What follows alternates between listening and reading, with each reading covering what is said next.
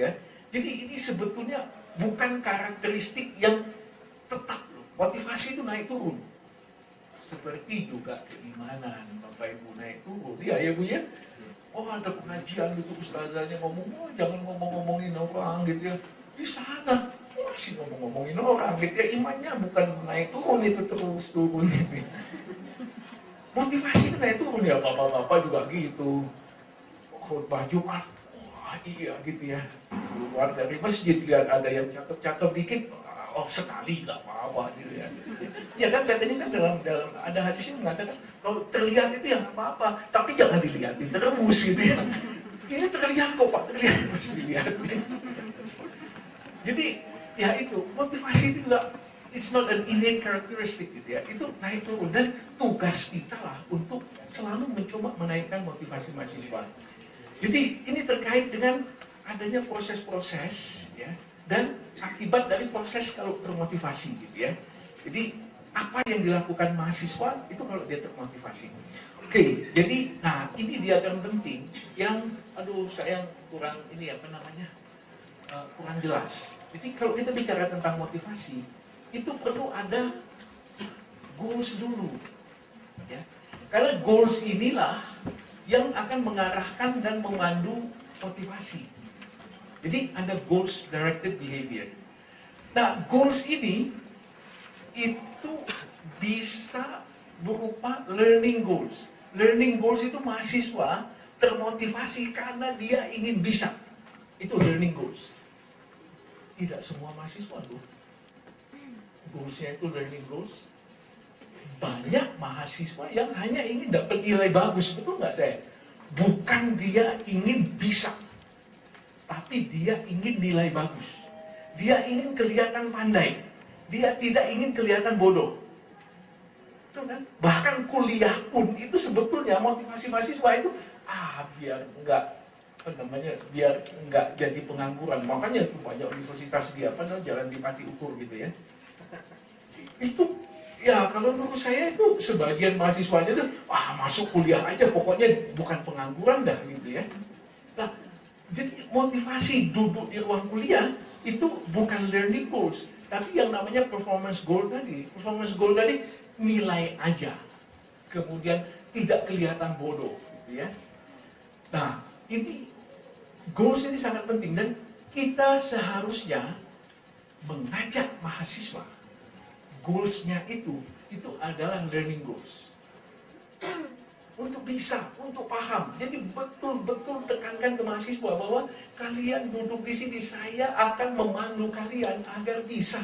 Bukan untuk dapat nilai A. Nilai A itu hanya bonus dari saya. Tujuan saya di kelas ini adalah membuat kalian paham, buat kalian mengerti.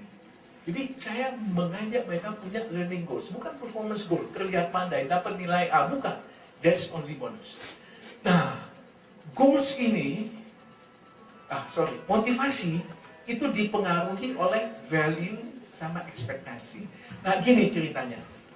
Saya kira waktu saya akan habis, jadi saya cerita saja ini dua cerita terakhir saya. Jadi ada satu dosen yang dia mengajar mata kuliah yang sulit. Dan dia mengajar itu karena menggantikan temannya yang pada semester ini berhalangan. Karena dia tahu dari histori mata kuliah ini banyak yang nggak lulus. Jadi dia ingin memotivasi mahasiswa di awal kelas. Dia mengatakan, ini mata kuliah yang sulit loh. Kalian harus benar-benar mengerjakan semua tugasnya dengan baik. Kalian harus mereview bahannya dengan baik. But at the end tetap aja sepertiga dari kelas itu nggak lulus. Tahun-tahun lalu statistiknya demikian. Emang mahasiswa termotivasi begitu? Mahasiswa malah takut. Betul nggak saya? Malah mereka demotivated gitu. Kerja keras juga masih ada sepertiga yang nggak lulus gitu ya. Jadi tujuannya motivasi malah demotivated mahasiswanya. Demotivasi. Jadi ini nih mahasiswanya nggak ada ekspektasinya. Harapan untuk dapat nilai bagus itu susah banget mata kuliah ini gitu loh. Neraka nih masuk sini gitu, masuk kelas ini gitu ya.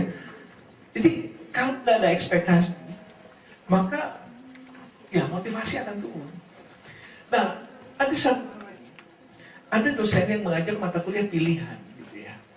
Mata kuliah pilihan, dia karena mata kuliah ini mata kuliah benar-benar kesenangan dia.